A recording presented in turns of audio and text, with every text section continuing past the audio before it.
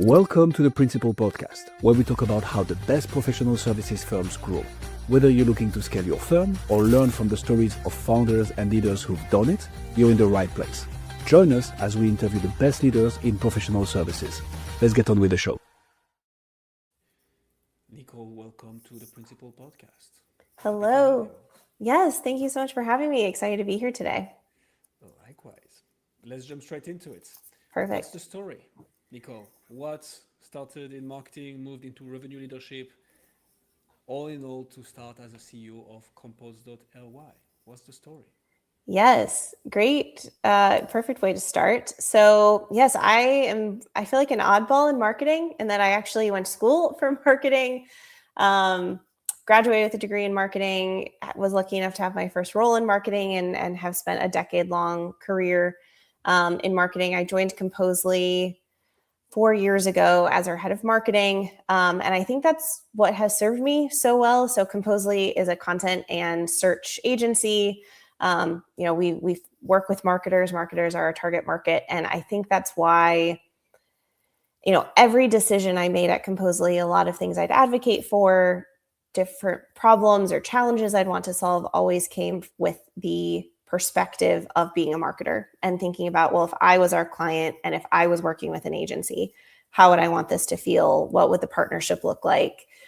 Do I think this is an unrealistic ask or a realistic ask? I know we've changed strategies 5 times, but I know what it's like when, your leadership team has a new idea and you're the marketer that has to adjust. So a lot of where I've advocated and made decisions or programs at Compose.ly, I think, has been through the lens of the marketer. And I think that's resonated with our clients and has served me well. And ultimately, I now get to lead the organization and hopefully keep making decisions with that lens and how we partner with our clients.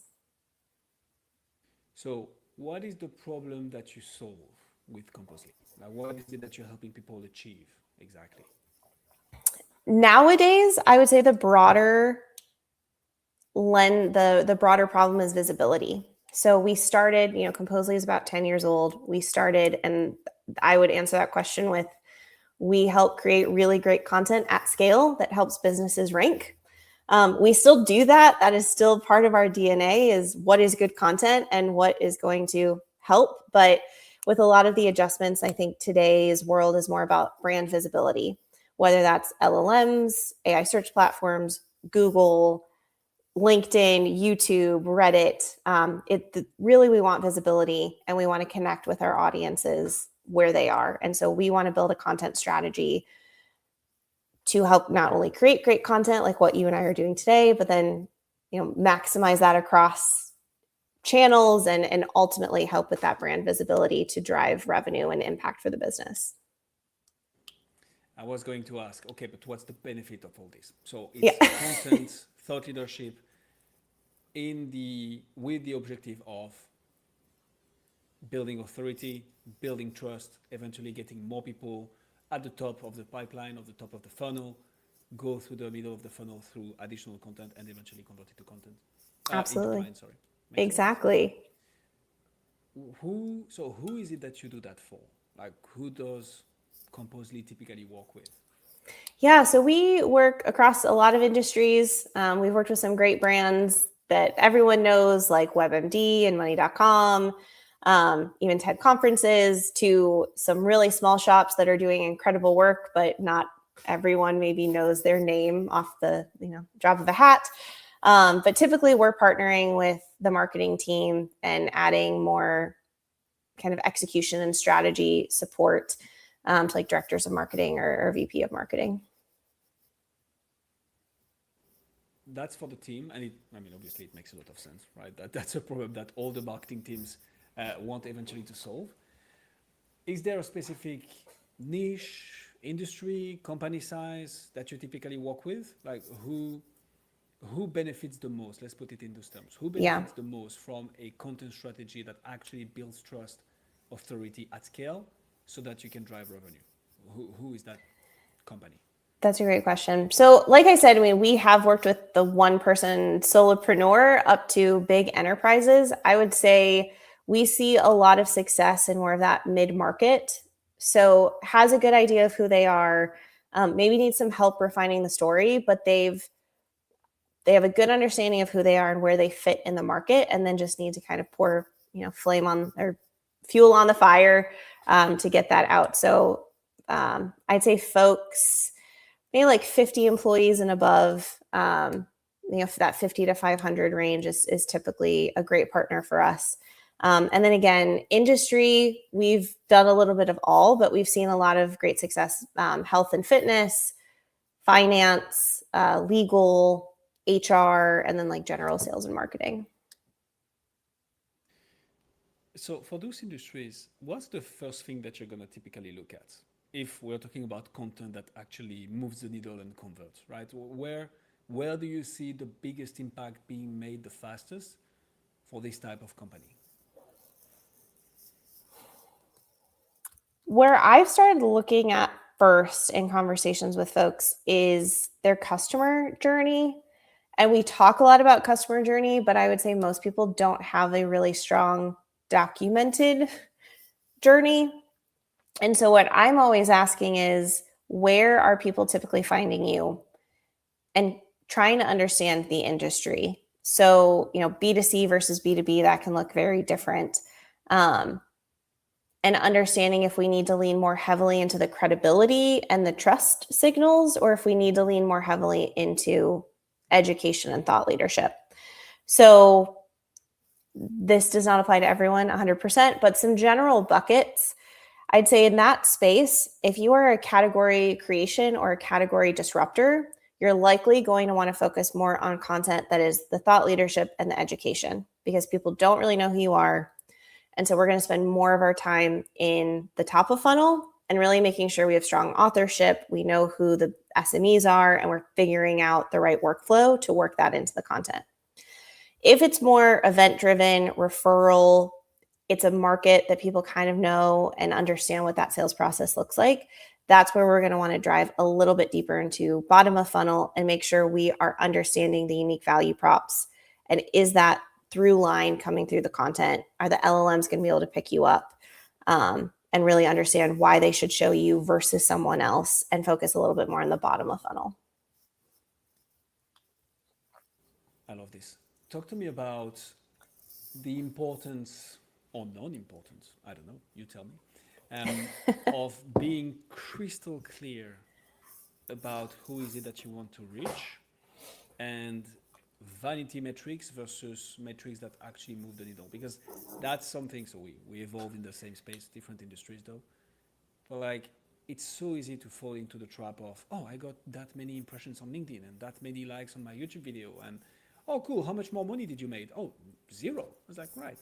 So I guess this is a two-sided questions, but talk to me about ICP and talk to me about vanity versus content that actually moves the needle. Yeah.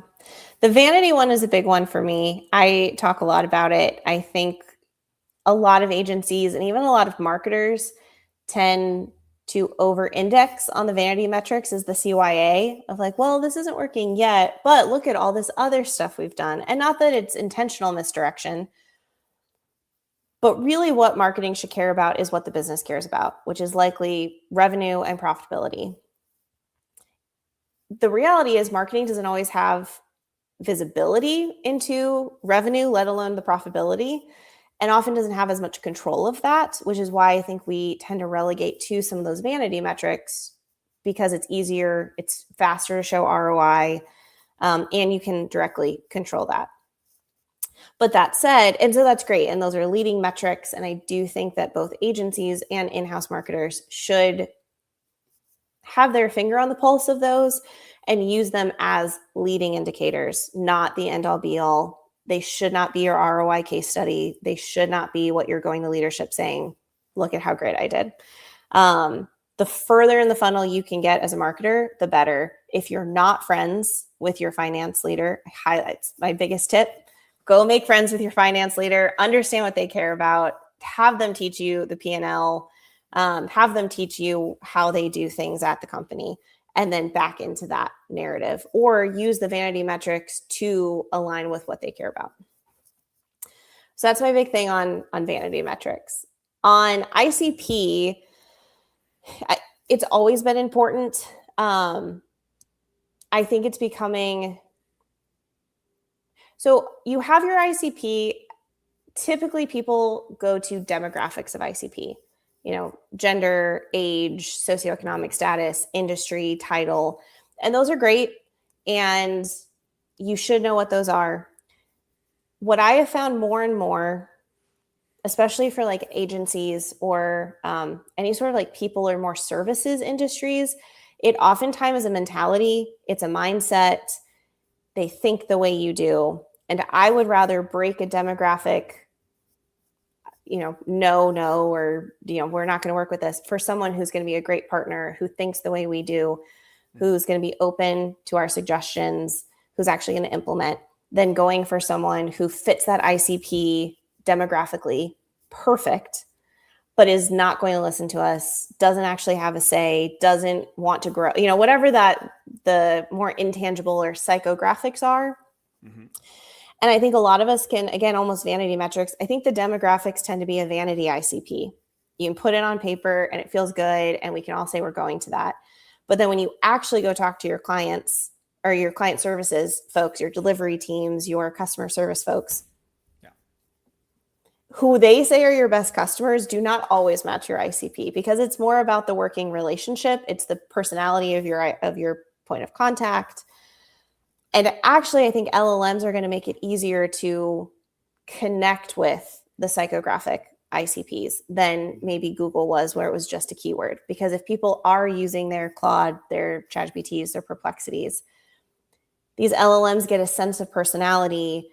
They, in theory, know what's going to work better. And so that's where I think the narrative and the brand story, and how you're not just putting that on About Us page, but that is coming through in your content, is going to actually help you align more in the psychographic fits than just the demographic fits.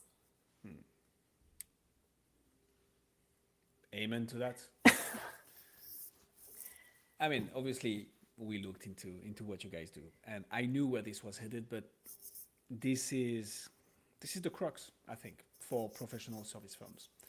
The ones who are not familiar with marketing and just want to do what they are good at, right? And rightfully so, they are getting paid pretty well for doing what they are experts Mm-hmm. on.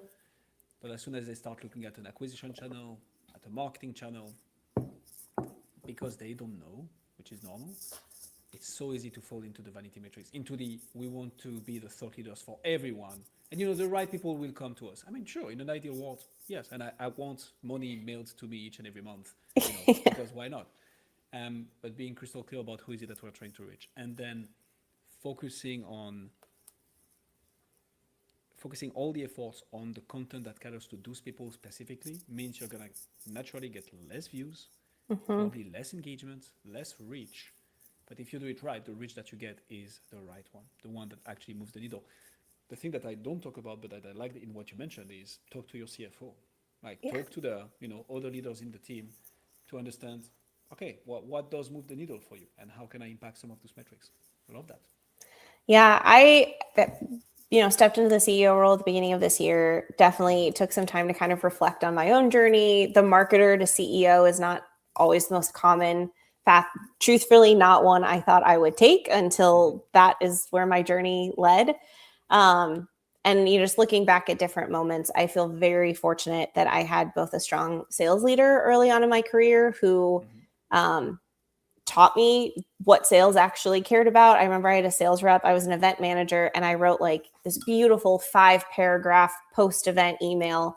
I was like, here, I wrote this for you. Can you send it out? And he was very kindly said, I will never use this email. I need 3 sentences. And I was the mind blown emoji. I was like, what do you mean you're not going to use my 5-paragraph email? Like, I spent so long on this. He's like, I know you did, but that's not what works. And so I both had great mentors in learning how to work with sales as a marketer. And I feel like I've always been a very sales-minded marketer. And then also some really great finance leaders who had patience and would try to explain what all of the acronyms mean, so I could lock in there. But if you want to get things accomplished, if you want to earn budget, you have to speak the language of the CFO. Yeah. Where does marketing start and stop, and where does sales start and stop, in your opinion? Ooh, I definitely think it depends again on the customer journey. Mm-hmm. It has always lived similarly. Basically, it's when it's, I think the cleanest handoff is when it's actually in pipeline. Sales needs to own it, and if it's not in pipeline yet, marketing still needs to be doing things. But the reality is, if sales and marketing are aligned on we need to drive revenue for the business, sales and marketing should be working together almost from the beginning. Sales should be giving feedback so that marketing can adjust its messaging to bring the right people into pipeline, understand what sales needs in the pipeline. And again, that's where I think I, as a marketer, have always looked kind of bottoms up. So before, like, I don't want to bring in a bunch of top of funnel leads if there are leaks throughout the funnel, because that's wasted spend. I like to kind of go bottom of funnel first, talk to sales, look at the handoff, what's even needed. If we're bringing in the right people and we're losing them, that's different than, hey, you're bringing me a lot of the wrong people and they're just not getting to close. Then we can fix top of funnel. But if the right people are getting through, I want to work with sales. So the reality is there really isn't. Marketing and sales, because even marketing is selling. Whatever you're putting on the website, that is a sales tactic. That is trying to bring them in. So in an ideal utopian world, they are all working together as a true go-to-market function. But I think in order for people to specialize and do what they do well, I would have a clear handoff with sales so that there can be good accountability. Love it. So I agree with you. Ideal worlds, they walk hand in hand, from taking a stranger from, I don't know who the hell you guys are, to we're working together. I like to think of it as up until a qualified lead, obviously, Yeah. books a call, it's marketing. As of when they book a call, it becomes sales. But the problem is, the least you do in marketing, so before they book a call, trust, authority building, pain point activation, problem awareness, solution awareness, the more you have to do throughout the sales cycle. And it's good to leverage marketing resources throughout the sales cycle to make it even more efficient and frictionless. So I agree with you, and I like your definition. Curious, do you have an opinion on sales and marketing both reporting up into like a chief revenue officer or a VP of revenue versus having a dedicated CMO and a chief sales officer? That's a good question. I wish I asked you that before. So I'm going to give you my answer, but then I'm curious to hear your thoughts. Fair. The organizations that we work with, so I have to be honest as well. I talk to the things that we know and that I know and that I see. We work with a lot of companies who are starting to have a marketing department. The founder is usually the one closing, or someone in the C-suite. So roles, as in, okay, we have a sales department, is not fully defined, at least with the businesses we deal with.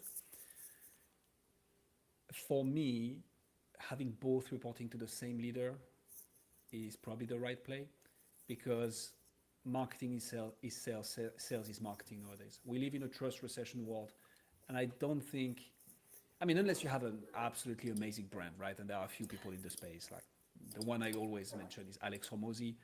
He has such a brand now that basically you get into a call with his sales team, they're going to close at 95% if you're qualified.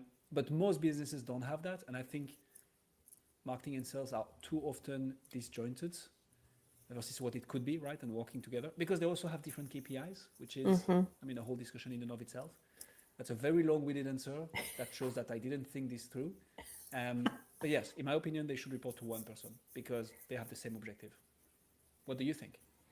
The political answer is it depends, but I do think it can be, if you have the right person, if you just put a really good sales manager over both, then it can become marketing as in service to sales. And so if it's the wrong person, then I would rather have two equal leaders at the leadership table, both advocating for what both do. If you have the right person with that mentality, that marketing is sales and sales is marketing, and you need both. And there are some KPIs that I think should be different for both, maybe at a department level, but the broader combined vision, then I do think it works better if they're together. I love the rabbit hole. But then what defines a good sales manager or a good marketing manager? Wow, we're going to be here for a while. We're spinning it. It's Be great. my guest, literally. I will refrain from going into a course of Beauty and the Beast, but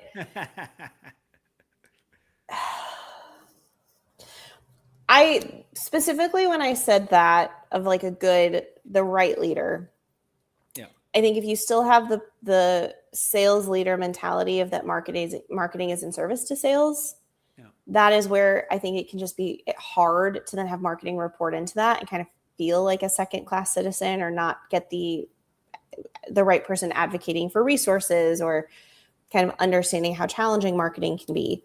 And vice versa, if you have a marketer who just thinks, salespeople aren't kind of the worst case stereotypes of salespeople, they're not going to advocate for sales either. So I think you need someone that maybe has a good background in having both, or at least a deep respect for what makes both different and unique, and then can accurately advocate to senior leadership on behalf of both. I think that's really what would make it key to have a good revenue leader. I love this. Would you rather have an outstanding marketing team and a meh sales team? Or would you rather have a meh marketing team and absolute killers in sales? I think it depends on where the company is. So let's just take an example. So what does that mean? Depends on where the company is. What are the different stages that you would consider? Relatively mature, they know their ICP, they have a good offer, they have product market fit, right? If you have product market fit, you don't need to, no offense, you don't need to have a good sales team. I would beg to agree.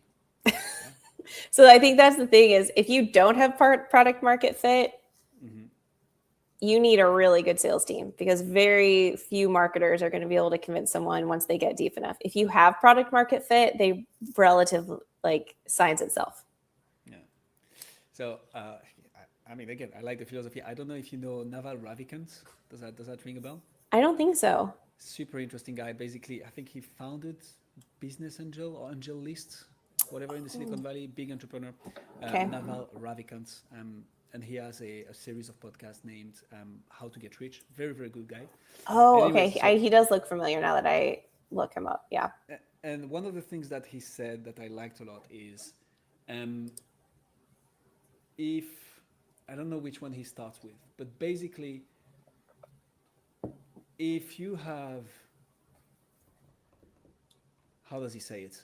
I need to research it. I'll put the real quote in the comments. But it basically goes, hey, if you have a bad product, you need an outstanding sales team. If you have a bad sales team, you need an outstanding marketing team. And if you have an outstanding product, you need neither of those. So in the order of if you have absolutely nothing, having good sales guy will be important. But if you have an outstanding marketing team, it will matter a bit less. But what it comes down to at the end of the day, and this is why I like it a lot, is if you have a good product, you don't need either of those. Which obviously one could argue, okay, when you want to scale and accelerate growth, you start to exactly, yeah, and that makes sense. I think it's also product-led growth versus sales-led growth. Slack didn't need a sales team at the jump because Slack was amazing. Slack is an excellent unicorn of product-led growth. But if you're taping the product with duct tape and a dream, it's helpful to have a really good sales team. It helps. We took quite the tangent here, but I feel this kind of gives us a good insight on how you think about marketing and sales, Nicole, and I like it a lot. Talk to me about retention. So you come in, you help with the whole content strategy, basically how to get better at communicating your message, your positioning out there in a way that drives pipeline and revenue ultimately.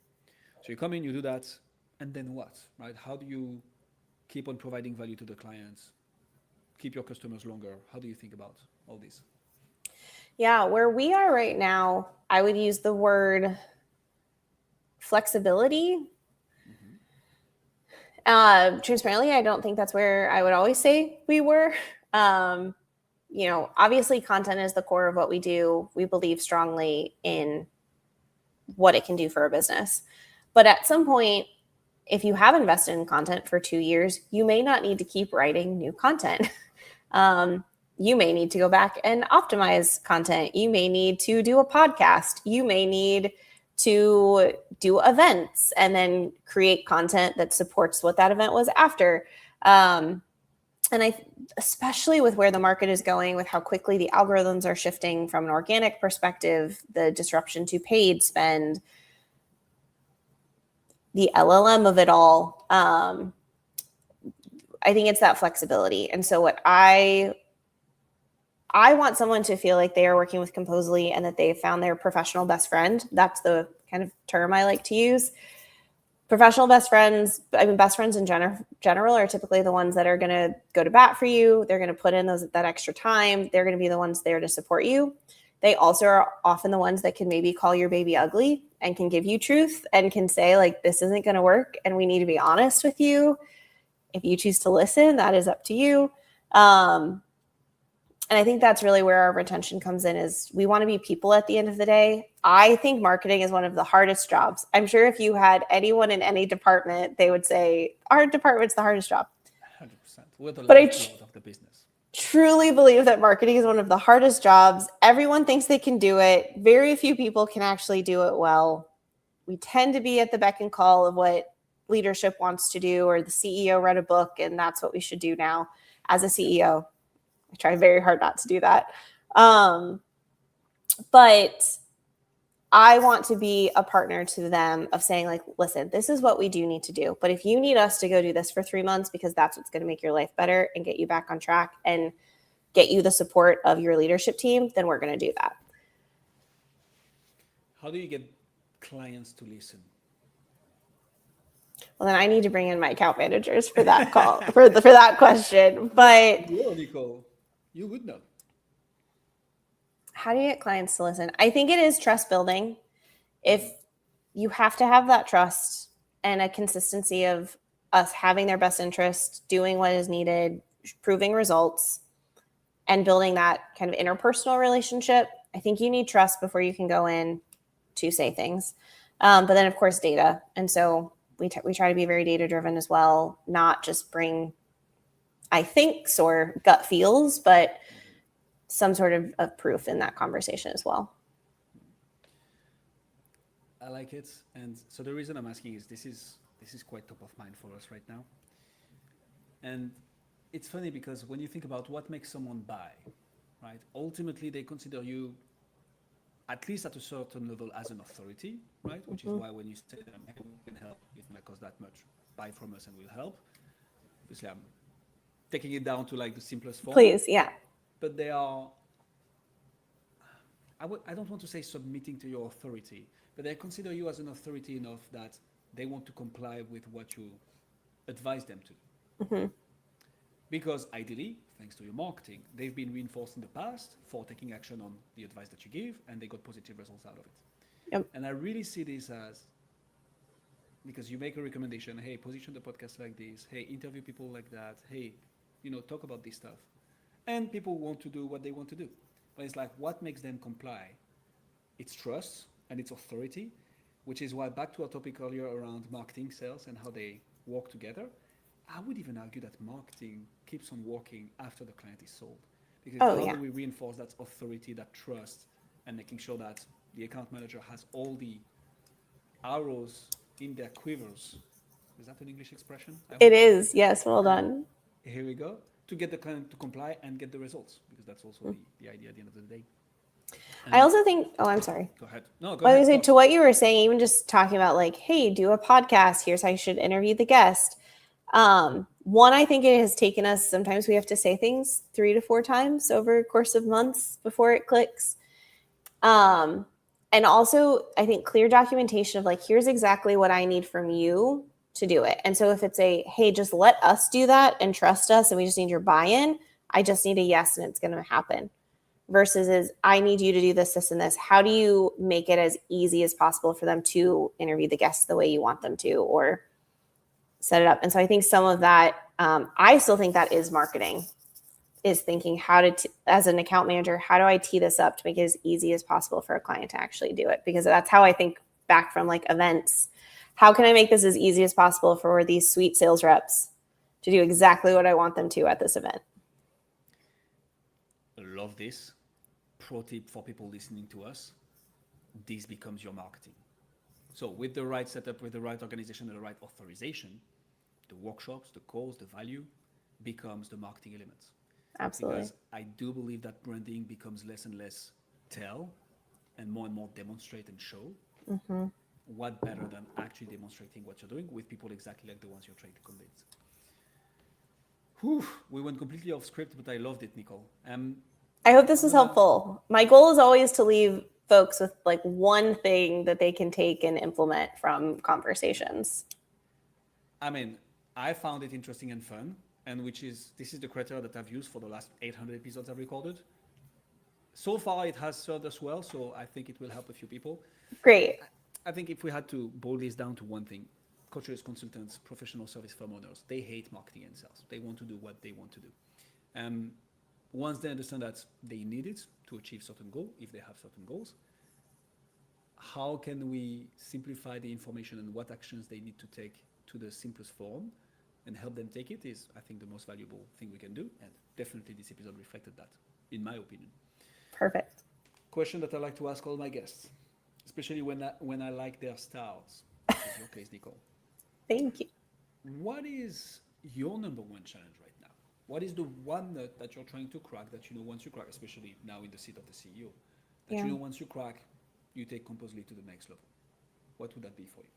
Please don't tell me marketing. Ooh. Specific to marketing or just in general?